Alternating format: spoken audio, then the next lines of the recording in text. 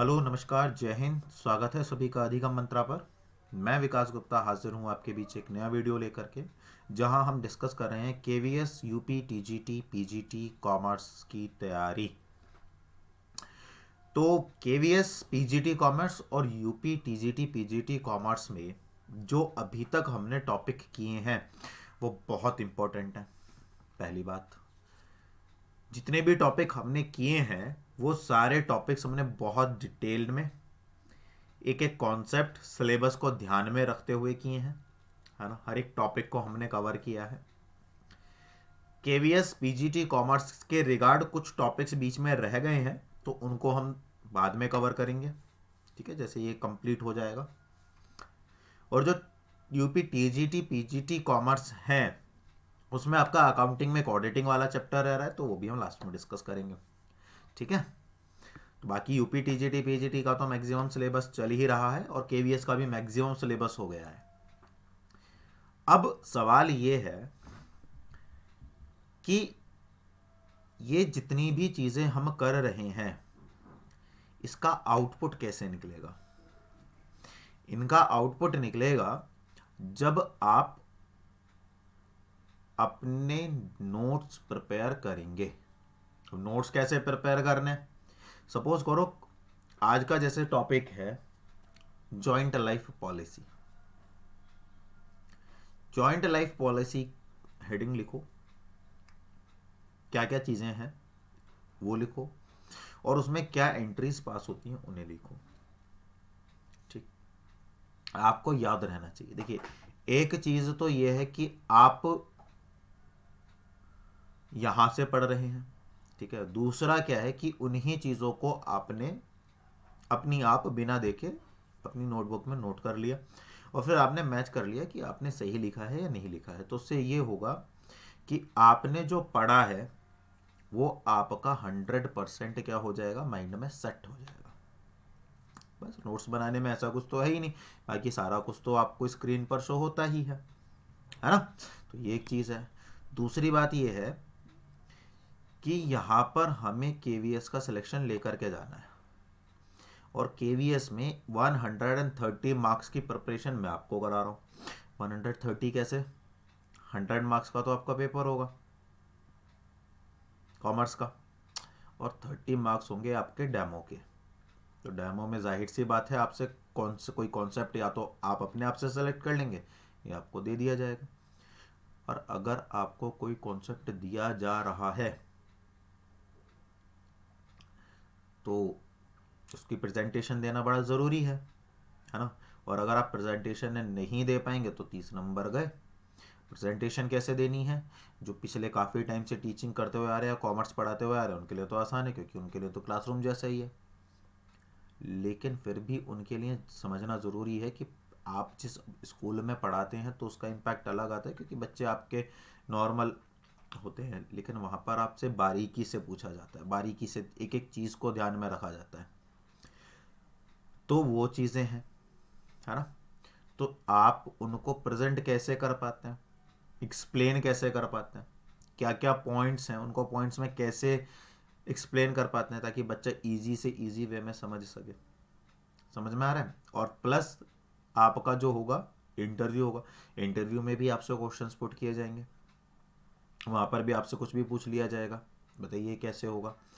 तो कुल मिला करके काफ़ी बड़ा कवरेज जो है हम ले रहे हैं, एक जो बेसिक हमारा एग्ज़ाम होता है उसको छोड़ करके, ठीक है। तो चलिए शुरू करते हैं अपना आज का टॉपिक, जहां हम डिस्कस कर रहे हैं reconstitution of partnership. Reconstitution of partnership में हमारा चल रहा है डेथ ऑफ अ पार्टनर, और डेथ ऑफ अ पार्टनर का ये लास्ट टॉपिक है, that is joint life policy. Clear है। तो चलिए शुरू करते हैं अपना आज का टॉपिक, लेकिन शुरू करने से पहले चैनल को शेयर और सब्सक्राइब जरूर कर दें। आइए, जॉइंट लाइफ पॉलिसी होता क्या है। जॉइंट लाइफ पॉलिसी देखिए,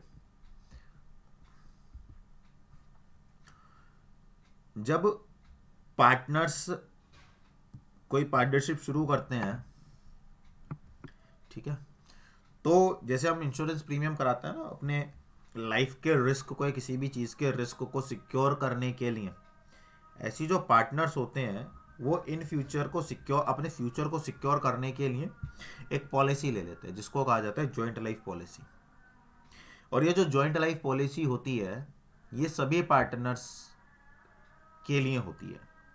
ठीक है, चलिए तो इसके बारे में समझ लेते हैं कि ये काम कैसे करती है। देखिए सबसे पहले क्या होगा, जब आप कोई भी पॉलिसी लेंगे तो आपको उस पॉलिसी का क्या देना पड़ेगा, प्रीमियम देना पड़ेगा। जब आप उसका प्रीमियम देंगे तो जो इंश्योरेंस कंपनी है वो आपको एक अमाउंट पे करेगा, किसका, जेएलपी का।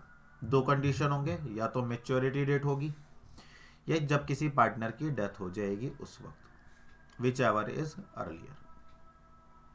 ठीक है भाई, जैसे सपोज करो ये व्यक्ति है, इस व्यक्ति ने इंश्योरेंस कंपनी से इंश्योरेंस लिया 1,50,000 का लाइफ इंश्योरेंस। अब दो केस बन सकते हैं, और ये लिया है इन्होंने 60 ईयर्स तक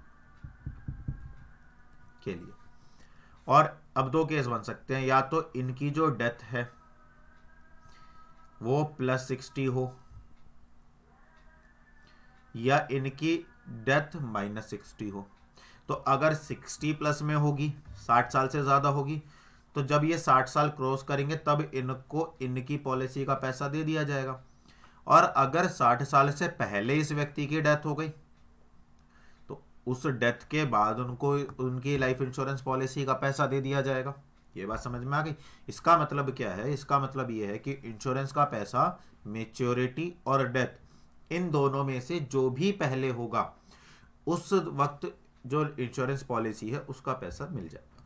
इतनी बात समझ में आ गई। चलिए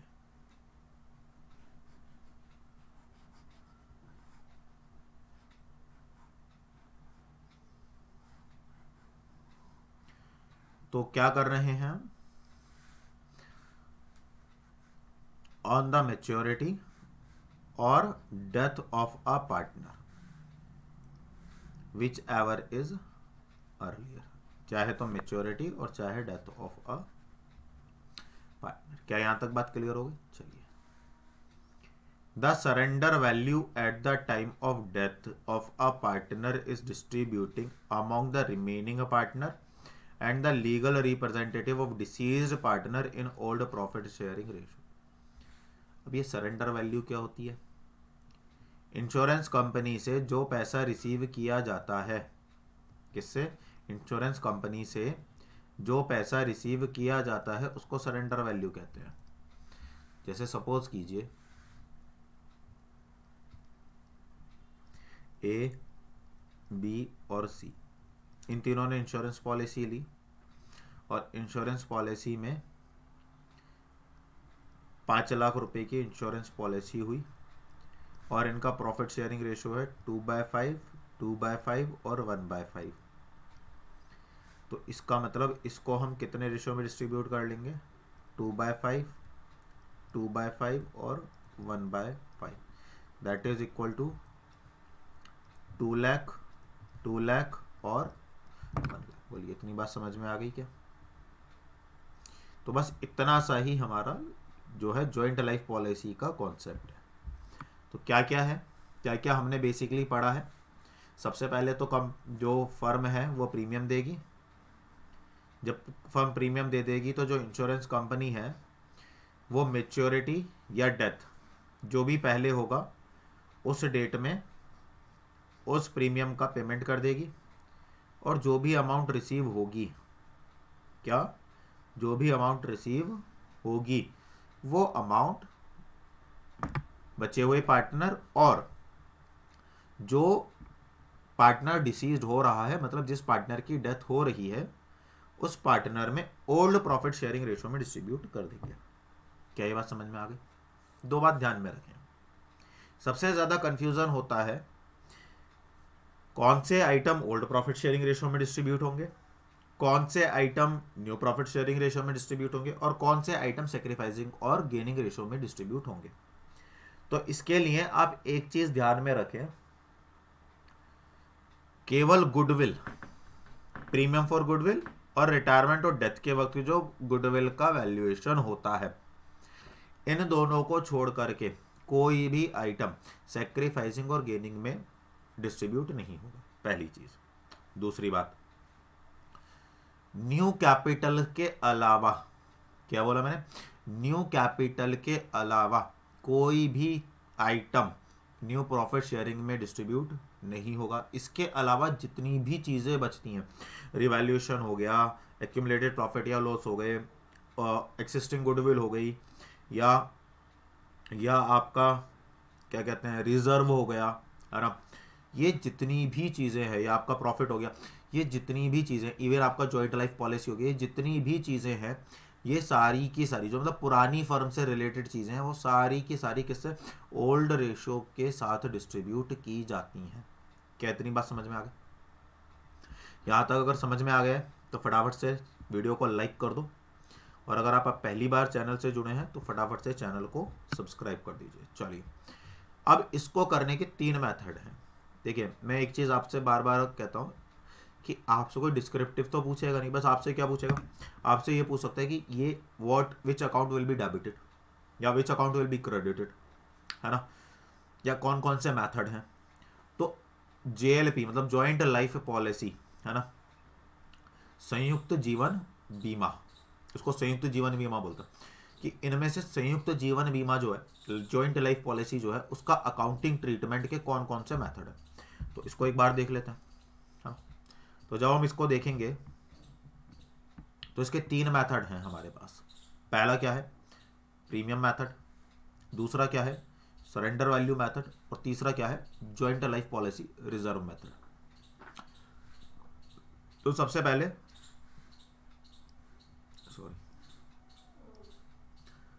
पहले प्रीमियम मेथड की बात कर लेते हैं।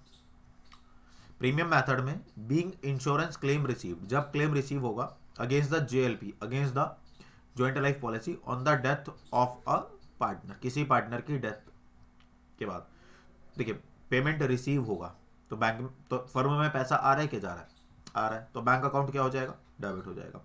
किसके अगेंस्ट आ रहा है, जॉइंट लाइफ पॉलिसी के अगेंस्ट आ रहा है, तो जॉइंट लाइफ पॉलिसी क्या हो जाएगा, क्रेडिट हो जाएगा। क्लियर है? अब मुझे एक बात बताओ, जॉइंट लाइफ पॉलिसी का पैसा जब बैंक में, सॉरी हाँ, आपके अकाउंट में आएगा तो आप उसका क्या करोगे भाई, आप इस तरह से समझो उसको, ये 2 लोग हैं, 2 फ्रेंड हैं, ये A और B, ठीक है, ये चलो पार्टनर्स के बेसिस पर ही समझ लेते हैं। 3 पार्टनर हैं, कुछ कंट्रीब्यूशन इसने करा, कुछ इसने करा और कुछ इसने करा, इन्होंने एक पॉलिसी ली जो हमने भी समझा था 1,50,000 की। इसकी डेथ हो गई, जब इसकी डेथ हो गई तो जाहिर सी बात है जो इंश्योरेंस कंपनी है वो पेमेंट कर देगी, तो उसने 1,50,000 का पेमेंट कर दिया, हाइपोथेटिकली ले रहे हैं, है ना। तो जब उसने 1,50,000 का पेमेंट कर दिया तो ये किस में डिस्ट्रीब्यूट होगा, इनके ओल्ड रेशो में। तो अभी तो कुछ नहीं दिया हुआ, तो इसका मतलब 50,000 50,000 50,000,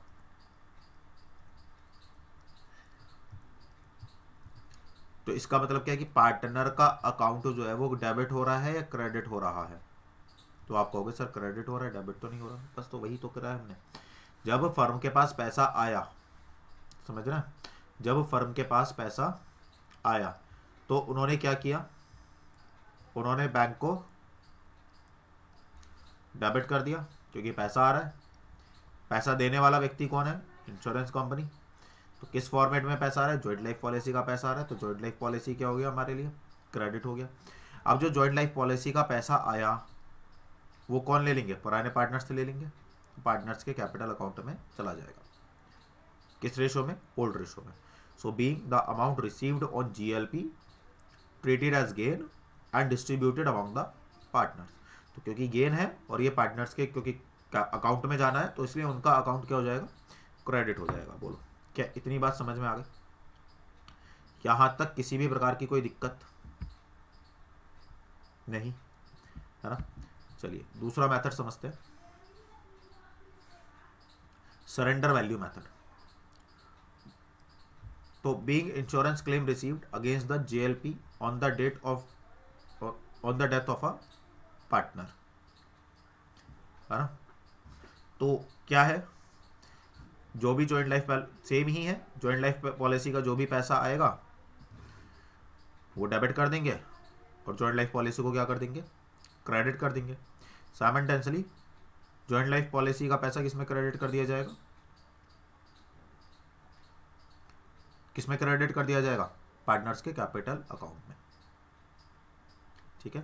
being insurance claim received against the JLP on the death of a partner, ठीक है। Being the balance amount in JLP account distributed amount the partners, जो भी उनका बैलेंस बचेगा वो यहाँ पर आ जाएगा, ठीक है। क्लियर, दोनों में कोई चेंज नहीं है।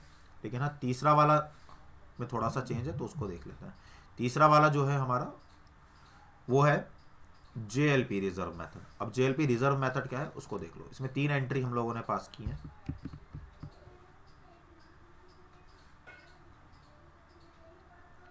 पहली एंट्री क्या है, सबसे पहले तो पैसा आ रहा है, JLP का पैसा आ रहा है, सिंपल।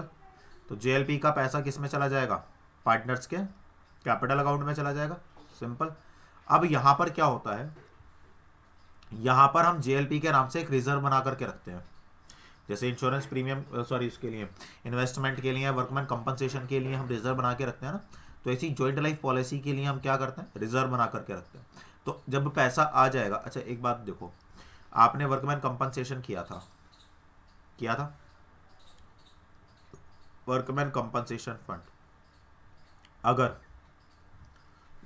वर्कमैन कंपनसेशन की जगह आप इन्वेस्टमेंट लो,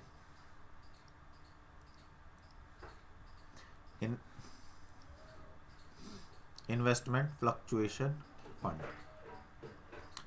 अगर मैंने आपको एक चीज बताई थी कि अगर हमारा इन्वेस्टमेंट 5 लाख का है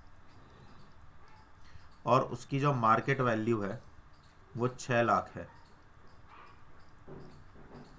और आपने IFR मेंटेन किया हुआ है 50,000 का, तो आप इसका ट्रीटमेंट क्या करते थे। आप कहोगे कि सर पहले तो हम जो IFR होता था, जो IFR हम लेते थे उसको डेबिट कर देते थे पार्टनर्स के कैपिटल अकाउंट में। क्यों कर देते थे, क्योंकि सर हमें इन्वेस्टमेंट पर फायदा होता था।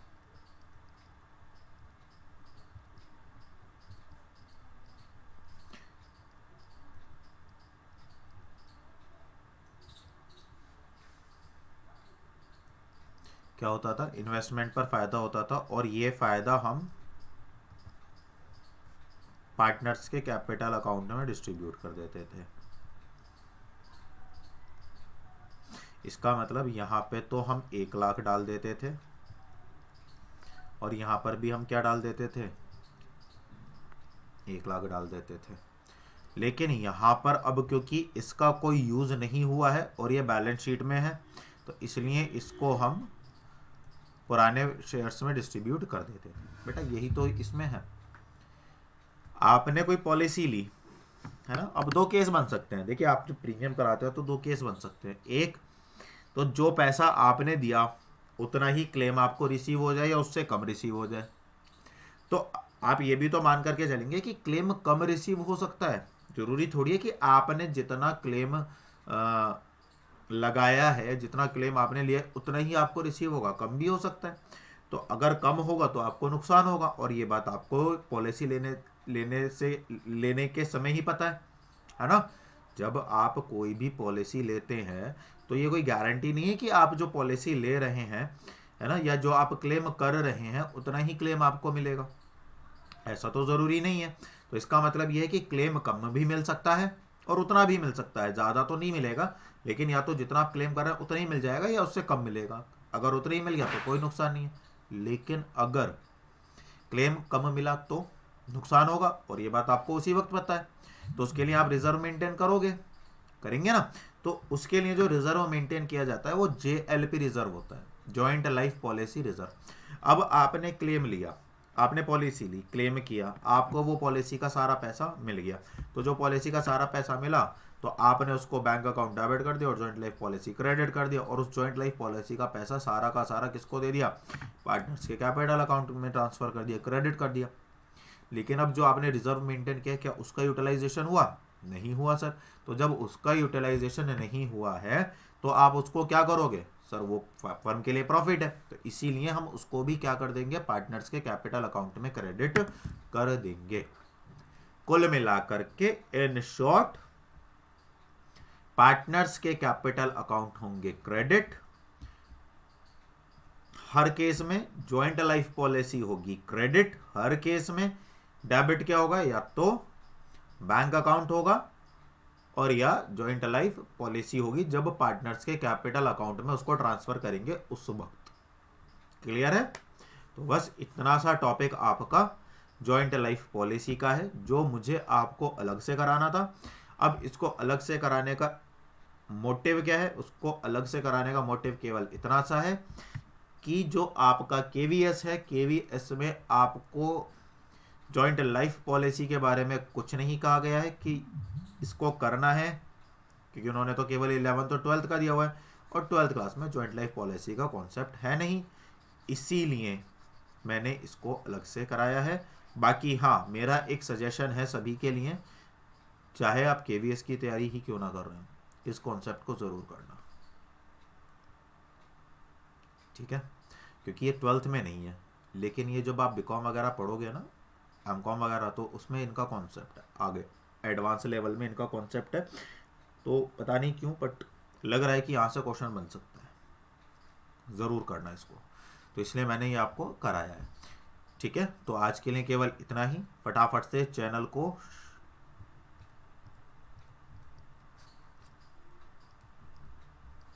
सब्सक्राइब कर दीजिए, अभी वीडियो को शेयर कर दीजिए और वीडियो को लाइक भी कर दीजिए।